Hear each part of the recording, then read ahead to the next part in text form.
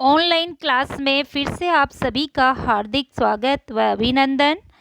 आज के वीडियो में हम पाश्चात्य राजनीति चिंतन में थॉमस होब्स के बारे में यानी थॉमस होब्स का सामाजिक समझौता सिद्धांत के बारे में अध्ययन करेंगे। पहले हम थॉमस होब्स के जीवन परिचय के बारे में चर्चा कर लेते हैं कि होब्स का जन्म 1588 में ब्रिटेन के मेल्सबरी में हुआ और उनकी मृत्यु 1679 में यानी 91 वर्ष में हुई।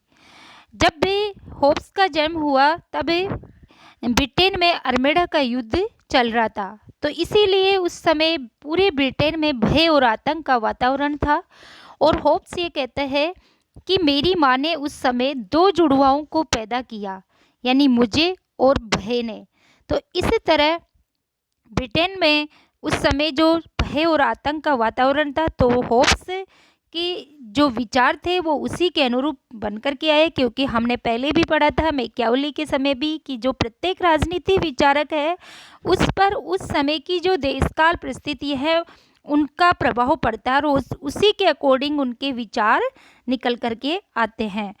तो इसीलिए होब्स से भी जो मनुष्य के नकारात्मक पक्ष का ही ज़्यादा चित्रण करता है। अब आगे हम होब्स की रचनाओं के बारे में जानेंगे कि होब्स की प्रमुख जो रचनाएं हैं, पहली है डी सीवे, इसमें उसने संप्रभुता की परिभाषा दी।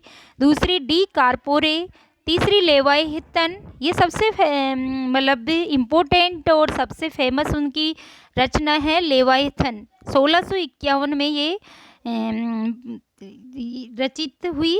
और फिर है एलिमेंट्स ऑफ लॉ, और 5वीं जो है कि a dialogue on the civil war. तो ये होब्स की रचनाएं हैं, प्रमुख रचनाएं हैं। एलिमेंट्स ऑफ लॉ में उसने कानून की व्याख्या की और लेवाइथन में सामाजिक समझौता सिद्धांत का चित्रण किया। होब्स एक रूसो और जॉन लॉक की बाती एक समझौतावादी विचारक है। समझौतावादी विचारक का मतलब जो कि ये मानते हैं कि राज्य की उत्पत्ति एक लोगों के आपसी सामाजिक समझौते यानी लोगों के आपस में समझौते के द्वारा हुई है, ना कि राज्य देवी। ये देवी उत्पत्ति के सिद्धांत का भी विरोध करते हैं कि ना तो राज्य ईश्वर की ही देन है, ना ही शक्ति सिद्धांत का, ना ही मतलब राज्य को विकास का परिणाम माना। बल्कि इन तीनों जो होब्स, लॉक, रूसो, तीनों का ये मानना है कि राज्य की उत्पत्ति लोगों ने राज्य को बनाया, यानी लोगों के आपसी समझौते के द्वारा राज्य की उत्पत्ति हुई। तो 16वीं 17वीं शताब्दी में समझौतावादी विचारक फेमस हुए। समझौतावादी सिद्धांत उस समय आया, वैसे पहले से ही ये चल रहा था, लेकिन होब्स, लॉक, रूसो का उस समय ये सिद्धांत आया। और इन होब्स भी उनकी तरह ये मानता है कि सामाजिक समझौते सिद्धांत से पहले वो समझौते से पहले प्राकृतिक अवस्था की कल्पना करते हैं। और प्राकृतिक अवस्था का मतलब ये होता है जो राज्य की उत्पत्ति से पहले की जो अवस्था है जिसमें न समाज था न राज्य था। अब आगे हम उसके होब्स के सामाजिक समझौता सिद्धांत के बारे में चर्चा करेंगे, यानी उसके राज्य की उत्पत्ति का सिद्धांत भी कह सकते हैं या होब्स का सामाजिक समझौता सिद्धांत। होब्स का मानना था कि प्राकृतिक अवस्था में विवेक से संचालित कुछ प्राकृतिक नियम विद्यमान थे, लेकिन इन नियमों का पालन कराने वाली बाध्यकारी शक्ति नहीं थी। होब्स का मानना ये भी था कि यदि व्यक्ति स्वभाव से शांति प्रिय होता और बिना किसी सर्वोच्च शक्ति के रह लेता तो शासन आवश्यकता ही नहीं होती, यानी किसी शासक की आवश्यकता ही नहीं पड़ती। क्योंकि होब्स ने तो मनुष्य के केवल घृणित पक्ष को देखा और रखा भी, लेकिन मनुष्य ऐसा नहीं है। उसका ये मानना था वह अपने संवेगों और भावनाओं को नियंत्रित नहीं कर पाता और उसका स्वार्थ उससे संघर्ष के लिए प्रेरित करता रहता है। तो ऐसी स्थिति में इसका मानना है, होब्स का मानना है कि ऐसी स्थिति में एक ऐसी संस्था की आवश्यकता थी जो शक्ति के आधार पर व्यक्तियों को रखने के लिए बाध्य रख सके।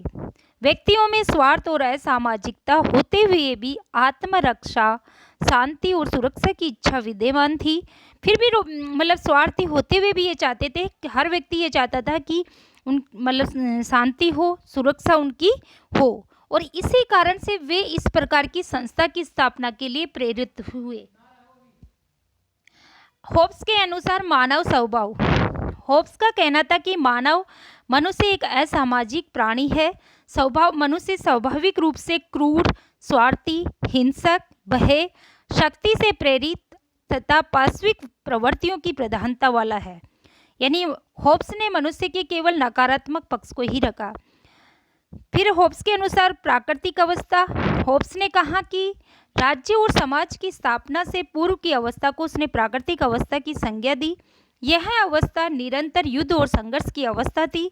मानव जीवन एकाकी था, दरिद्र था, कुत्सित था। प्राकृतिक अवस्था में जो मनुष्य का जीवन था बर्बर और क्षणिक था। समझौते का कारण कि क्या वजह हुई कि समझौता करने की, तो प्राकृतिक अवस्था में जीवन की असुरक्षा, यानी प्राकृतिक अवस्था में रहने वाले व्यक्तियों को, क्योंकि जिसकी लाठी उसका वेश का नियम प्रचलित था, तो सभी असुरक्षित थे। तो जीवन की असुरक्षा तथा असामयिक मृत्यु के भय ने व्यक्तियों को प्राकृतिक अवस्था को समाप्त कर व्यवस्थित राजनीतिक समाज के निर्माण के लिए प्रेरित किया। अब हम देखते हैं कि समझौते का स्वरूप, यानी उसका समझौता क्या था। तो प्राकृतिक अवस्था में निरंतर संघर्ष की स्थिति से परेशान लोगों ने बुद्धि एवं विवेक के द्वारा आत्मरक्षा हेतु राज्य का निर्माण किया। इस राजनीति समाज के निर्माण के लिए प्रत्येक व्यक्ति ने अन्य व्यक्तियों के साथ समझौता किया। यानी होब्स का मानना था कि ये समझौता केवल व्यक्तियों के बीच में होता है, शासक इसमें शामिल नहीं होता है। यानी प्रत्येक व्यक्ति दूसरे व्यक्ति के साथ समझौता करता है और ये कहता है कि मैं स्वयं पर शासन करने का अपना अधिकार इस व्यक्ति या व्यक्ति समूह को इस शर्त के आधार पर सौंपता हूँ कि तुम भी अपने सारे शासन करने के अधिकार इस व्यक्ति या व्यक्ति समूह को सौंप दोगे और अपने स्वशासन के अधिकार को छोड़ देंगे। यानी प्रत्येक व्यक्ति ने यह प्रण लिया कि मैं अपने खुद पर शासन करने का अधिकार छोड़ रहा हूँ, केवल संप्रभु जिसकी अपन स्थापना कर रहे हैं उसको सारी शक्तियाँ देंगे। तो मैं यानी स्वयं पर शासन करने का अपना अधिकार छोड़ेंगे, लेकिन जब छोड़ूंगा जब तुम भी यानी दूसरा भी यह अधिकार छोड़ देगा, सभी अपने स्वशासन के अधिकार को छोड़ करके संप्रभु को सारे अधिकार दे देंगे, तभी वो अपनी रक्षा करेगा। तो इस प्रकार प्राकृतिक अवस्था में रहने वाले मनुष्यों ने अपने सारे अधिकारों का परित्याग कर दिया और इस प्रकार समझौते के द्वारा एक लौकिक प्रभु, जिसे लेवाइथन कहा गया, की उत्पत्ति हुई। यानी जो शासक की उत्पत्ति हुई उसको उसने क्या नाम दिया? लेवाइथन। और अतः इसे संपूर्ण प्रभुत्व संपन्न शासक या संप्रभु की संज्ञा दी गई। संपूर्ण प्रभुत्व संपन्न का मतलब सारे शक्तियां, सारे अधिकार उसके पास है निर्णय लेने की। वह समझौते से बाहर और उससे ऊपर है, लेकिन शासक जो है, जो संप्रभु की जिसकी स्थापना की गई है, वो इस जो सामाजिक समझौता किया आपस में लोगों ने मिलके, उसमें शामिल नहीं है। यानी समझौते की शर्त उस पर कोई लागू नहीं होगी। वह इसकी स्थापना हो जाने के बाद व्यक्तियों को उसका विरोध करने का अधिकार भी नहीं रह जाता। शासक या प्रभु सत्ताधारी को समस्त अधिकार सदा सर्वदा के लिए सौंप दिए जाते हैं। यानी प्रत्येक व्यक्ति अपने सारे अधिकार किसको दे देता है? लेवियाथन यानी संप्रभु को, शासक को, जिन्हें वापस नहीं लिया जा सकता। और होब्स तो इतना भी कहता है, अगर वो जो अधिकार उन्होंने सौंप दिए अगर वापस मांगता है तो उसका अर्थ ये होगा कि जो सभ्य समाज को भंग करके, यानी वापस से प्राकृतिक दशा में, प्राकृतिक अवस्था में लौट जाना, जहाँ शांति और सुरक्षा की कोई गुंजाइश ही नहीं होती है। तो इस तरह होब्स के सामाजिक समझौते के द्वारा राज्य की उत्पत्ति होती है। एक संप्रभु लेवियाथन जो शासक है वो अस्तित्व में आता है। अब होब्स के सामाजिक समझौता सिद्धांत की विशेषताएं जानेंगे कि यह एक सामाजिक समझौता है, यानी लोगों ने आपस में मिलकर के ये समझौता किया है, जो व्यक्तियों के मध्य हुआ। शासक समझौते का भाग नहीं है। मैंने पहले भी बताया कि ये जो समझौता होता है वो केवल व्यक्तियों में, जो प्राकृतिक अवस्था में रहने वाले व्यक्तियों के बीच होता है। शासक इसमें शामिल नहीं होता है, क्योंकि उस समझौते के द्वारा ही होब्स मानता है कि शासक की उत्पत्ति होती है और शासक पर कोई भी शर्त उसकी लागू नहीं होती है, क्योंकि राजा समझौते का पक्षकार नहीं है, वह तो केवल समझौते का परिणाम मात्र है। यानी आपस में जब समझौता किया तभी उसकी उत्पत्ति हुई। अतः समझौते की कोई भी शर्त राजा पर लागू नहीं होती। राजा निरंकुश होता है, यानी उस पर किसी का भी कोई अंकुश नहीं होता, सर्वोच्च होता है। लेकिन फिर भी होब्स आगे क्या कहता है, इस पर ध्यान देना है हमें।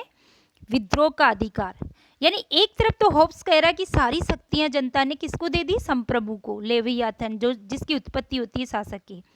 लेकिन होब्स ये भी कहता है कि व्यक्तियों ने आत्मरक्षा यानी अपनी रक्षा के लिए, जीवन की रक्षा को सुनिश्चित करने के लिए ही आपस में समझौता किया था। अतः राज्य के बन जाने के पश्चात भी व्यक्तियों के समस्त अधिकार समाप्त हो जाते हैं, क्योंकि सारे अधिकार दे दिए। किंतु फिर भी वो ये कहता है कि आत्मरक्षा का अधिकार समाप्त नहीं होता। आत्मरक्षा के लिए, अपने जीवन की सुरक्षा के लिए ही तो संप्रभु को बनाया है, तो वो अधिकार समाप्त नहीं होगा। राजा के किसी भी आदेश या निर्णय से यदि आत्मरक्षा को खतरा हो तो व्यक्ति राज्य के विरुद्ध विद्रोह कर सकता है।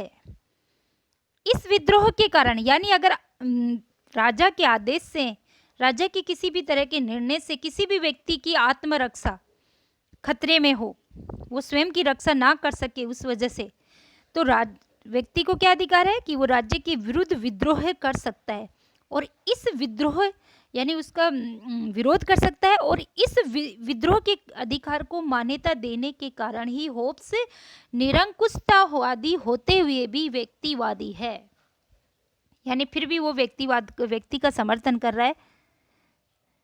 निरंकुशतावाद का मतलब तो यानी उस पर किसी का कोई अंकुश नहीं है, सर्वोच्च है, उसके जो निर्णय ले लिया वो लागू होगा, जनता को उसकी आज्ञा का पालन करना पड़ेगा। लेकिन व्यक्तिवाद में तो क्या होता है कि व्यक्ति को अधिकार दे दिए जाते हैं, व्यक्ति केवल अपने अधिकारों की रक्षा के लिए ही राजा को चुनता है, तो राजा व्यक्ति के अनुरूप ही काम करेगा।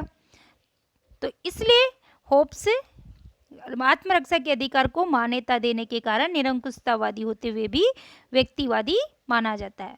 अब हम होब्स के जो सामाजिक समझौता सिद्धांत की आलोचना है उसके बारे में पढ़ेंगे, क्योंकि कुछ विचारकों के द्वारा होब्स के समझौता सिद्धांत की आलोचना की गई। मानव स्वभाव संबंधी धारणा एकांगी, यानी होब्स की जो मानव स्वभाव के संबंध में जो धारणा थी वो केवल एक पक्षी है, यानी उसने केवल मानव के स्वार्थ रूप को ही देखा कि मनुष्य स्वार्थी होता है, लेकिन ऐसा नहीं है। स्वार्थी होने के साथ साथ मनुष्य में परमार्थ की भावना भी होती है, अच्छाई बुराई होने के साथ साथ अच्छाई भी होती है।